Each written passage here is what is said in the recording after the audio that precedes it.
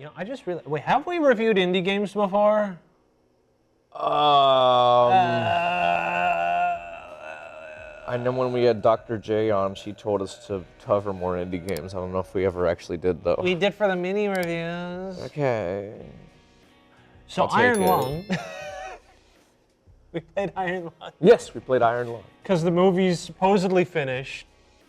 We gotta, movie's supposedly finished. Come on, Mark, get that distributor going. Yep. Please, Johnny Markiplier. We need this. So to prep, we had to play the game, of course, because we're obviously going to watch and review it. Yes. So this was not the first time you played it because you tried it last year. I tried it last year, and for some reason I was just stupid, and I kept crashing into walls, and I'm like, wow, this kind of sucks. So I closed it and never played it again until 2 days ago. Yeah. It was clearly just a skill issue because I had no trouble whatsoever. I don't know what I was on back a year ago, but I was fine this time. Yeah. So the premise of this game is that humanity is dead. All hope is gone. However, there's a puddle on a spaceship, and they're like, what if we send convicts to go down there and explore it because maybe there's something there that can help out whatever's left of not humanity, they say all life on Earth. I'm sorry, no, all life in the galaxy. That's what they say. All life in the galaxy. So this is like, you're like, okay, well, if you actually find these spots, take the pictures in the submarine, then you're free to go.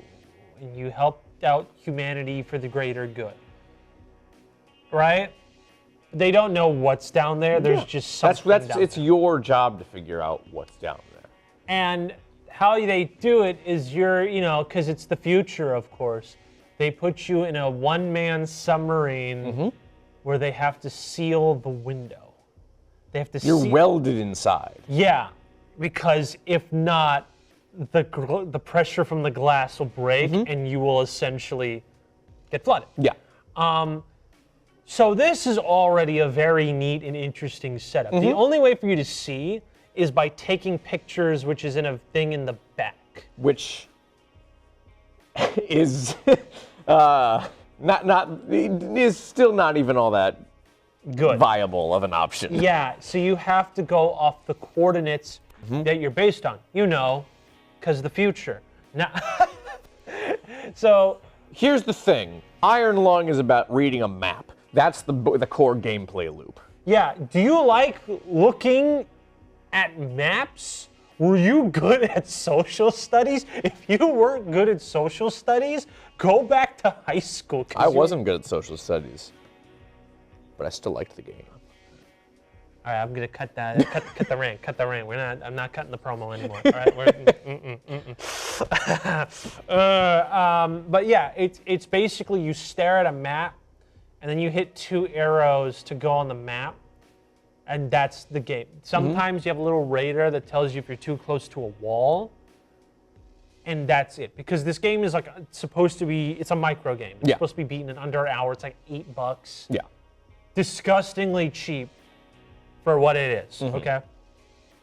And I told him this, but I overhyped myself. And I'm really sorry. Because I was like, dude, I'm so excited. So I hopped on last night, riding Cloud 9, being like, oh man, oh dude, I'm about to play Peak, all right? And I get in the submarine, and it's like all hope is lost. There's a note saying, you will not succeed inside the submarine. And I go, well, I'm just going to do these tasks anyway. Look at me. And then every single thing that was supposed to scare me, I had the lights off, the audio on. I'd be like, ooh, something happened when I took the picture. That's interesting. I was not scared at all. I think I broke the immersion rule, so it didn't connect with me in the way that I feel like it should. Because I was too busy trying to do my job as if I was like a crewmate in Among Us. He was too immersed He had taken on the role of the convict in the sub, and he was just so excited to do his job. I was literally hitting the arrow buttons, doing like, put the lime in the coke, drink the, too close to the wall, drink the ball, put the lime, take a picture. Oh, that's a thing. You took the lime in the coke. That was me. So he was just having a grand old time.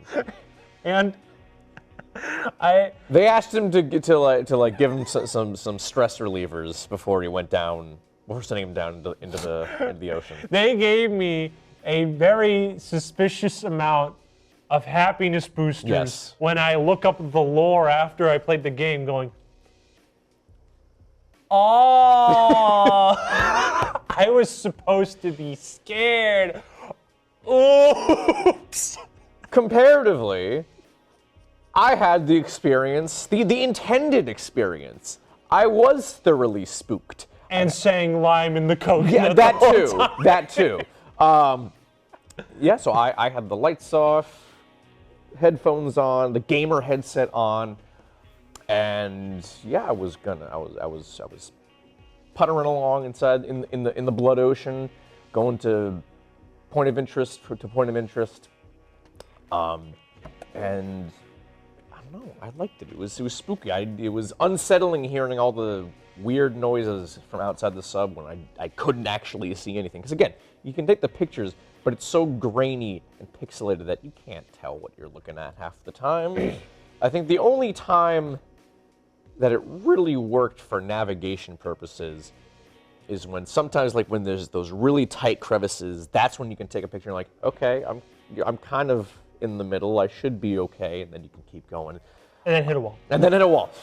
Because you were just a little bit off there. Yeah.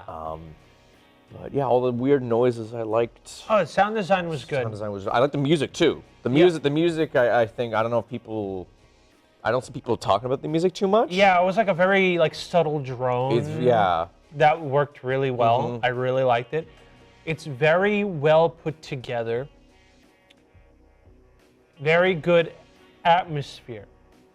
And it's this thing where it's like, I want to know more. Mm-hmm. I do want more.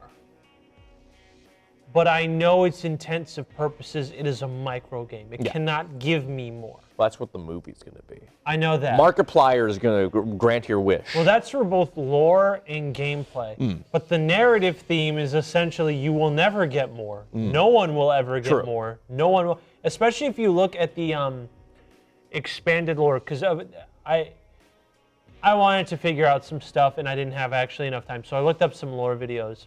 And there, you learn about how, this is all optional stuff, mind you, about how there was a war between all the colonies, because everyone is in a spaceship right now. Yeah. Basically all life across the galaxy just died. Mm-hmm. No one knows why.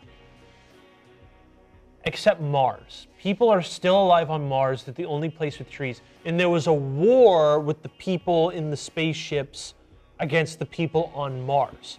So you can basically, if I'm a convict and I was sent here by the spaceship people, I was a dude on Mars who got in a war with these people. Mm-hmm. Now that part's kind of interesting. Yeah.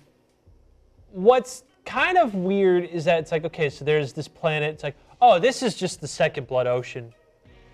Oh, this is the fourth. Yeah, no, the fourth, but I think this is the second that they're exploring. Oh, I don't know. I think. I can't remember. I remember saying 2 out of 4 was a thing. Okay. So it's like, okay, we're never going to find out why we're looking down here. And even the game says, yeah, we're never looking down there again. And if you look in extended lore, was a ship. So the ship that you're in is made for you to die. Mm-hmm. The game basically flat out tells you that they don't want you coming back. Yeah. Right? So the fact that you get the narrative encouragement to even continue is kind of a push. Mm-hmm. But if you go where the 9th picture is, you know how that has a little loop-de-loop? Yes. You can find in that area, take a picture of one of the ships that was supposed to come back, that's supposed to have scientists that, spoiler alert, end up how you end up in the game. Okay. Right? So, and, there's some neat stuff that's like, there. And I was expecting more neat stuff like that. Not like I want answers, because I know the game doesn't want me to have answers, but I want to know like more stuff that's going on, because it feels like there was too much of the unknown. And the reveal is there's a big fish. There's a big monster. Because like there's a civilization there. There's like fleshy pipes. There's like an anomaly of like who knows what. Yeah, that one was the one that like really got me immersed, because like you can hear it from really, really far away. So the way where that one is, it's like in this really deep crevice that you have to just keep going deeper and deeper in. You gotta like, it's tight. So you gotta make sure you're not gonna crash. And as you get closer and closer, you hear this droning like pulse sound, and it's so unsettling. And the ship is shaking too. It's not even shaking. It's like warping. Yes. Like reality is warping. You have no idea what's going on. And I had this feeling like I don't know what I'm getting closer to, but I do not like it. Yes, I do not like I this. was expecting more of that. Right? Like by the time I hit the fourth one, because at the fourth, like the middle picture, right? You see a picture of a gross alien fish, then you can take a picture again and he's gone. Yeah. I was expecting more of that. But because the game lets you take pictures in specific orders, you have to go to certain places, and because it's so short, it can't actually... I was expecting the game to be denser, is what I'm trying to say. You know what I'm trying to say? Yeah. Like the anomaly is one picture, and there's kind of like out of the 9 pictures, 2 have a specific scare. One of which is if you're like, oh, is the picture supposed to be of the fish? You click it again. Oh, that's gone. Yeah. Or like I was expecting to take random pictures and maybe the fish would be there. Not doing anything, of course, but that's why I was so just happy-go-lucky, because the jump scares are at such set positions and so far apart in 40 minutes. It kind of... I wanted more. Okay. You know, because you know how Dead Space 2 is like really dense for something that's 6 hours? I was expecting the density of like, okay, comment the first 2 pictures, then it gets buck wild. But, it did. And I liked it. I still liked it. I just wanted more. Especially when you get to that part where everything is going haywire, and this is towards the end, and you take the picture and the fish is in front of the camera. Oh yeah, and you just see the eye. Yes. So the way that happens is like you get the proximity alarm just blaring in your ear, and you in all directions. Like you're like, what do I do here? You can try to back up, but it's still going. It's like, all right, what the hell? I'm gonna go look at the picture, I guess, and then boom, you just get the fish's eye right smack in front of the camera, and you're like, oh, okay. Yeah. I don't like that. Yeah, and that's before the final picture, if you go to get the 9th picture. And that was so good. But again, I just wanted... Because it disappears immediately afterwards. Yes! Yeah, it's scary, and you get a little bump, and it pushes you back a bit. That's really good. I was like, dude, that's really good. But like that's the one... The second time the camera actually has a jump scare in it. Yeah. And there's also some really good mechanics, like, as you keep going, the ship will start slowly breaking. I love that. That was really cool. Like the ship is slowly breaking. Like pipes start bursting. There's a fire at one specific point. Yeah, which I wish it went on fire more as a mechanic, because I didn't even realize it, because all of a sudden I was doing it, I was listening to the noises, and the noises stop, and I hear a crackling, and I'm like, yeah, same. I was like, what? I noticed like the lighting get more and more red. I'm like, what's going on back there? Oh, it's on fire. Okay. So, it's really good. But again, I just wish there was more. That's fair. Right? Now, again, very good game. I really recommend that you play it. Again, I got it in a bundle. I think it's called the Rotting in Rust bundle, where it's like Lost in Vivo, Buckshot Roulette, and Iron Lung. And really good games. All of them. They're all really good games. very good bundle. It's like $20. You get $21. You get all of them. Not bad. But again, I just want it more because once you take a picture of the 9th thing, no matter what of the 9, you die. Die instantly. You die. That's the end of the game. Yeah. So and then the credits say like, they were looking around. They found pieces of your ship ripped apart. Nothing that you did even mattered because they couldn't get any camera photos. It was worthless. They're not even going to bother looking there anymore. That's it. that's the ending. It's just you died. They gave up. Goodbye. Which again, it goes with the hopelessness narrative theme. Kind of like the movie Burial with Ryan Reynolds. Oh, Buried. Buried. That's what it was. Buried. That's what it was. Buried. I love that movie. That's a great movie. Right? That movie's so good. I read that. I had to read the script for that for a production class, and it was quite the tear-jerking read.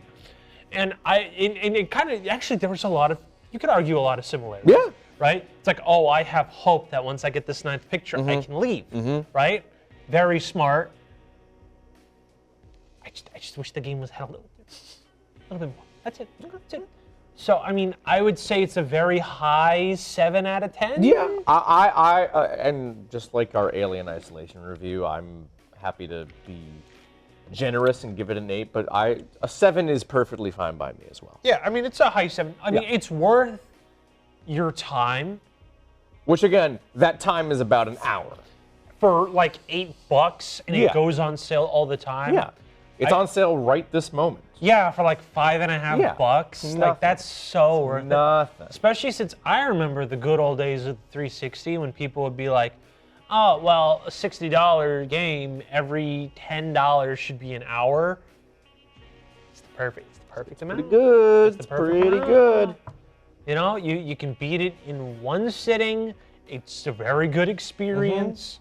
And again, there's a Markiplier movie coming out. You gotta play it before the movie. Yeah, which you know what? I need it to be good so that way I can kind of hold it to like Five Nights at Freddy's face and kind of be like, this is how you make a good movie, loser. Well, we already know what makes a good video game movie. Sonic. Oh, that's right. Don't you mean Shadow the Hedgehog well, makes everything better? But we haven't seen that movie yet. Yep, it's true. You haven't seen it. Not one bit. But yeah, no, that's Halloween. We did it. We did all Halloween is over. We did it. We saved the town. Yeah. Okay, we can now go it's to talk. Christmas time. Wait, no.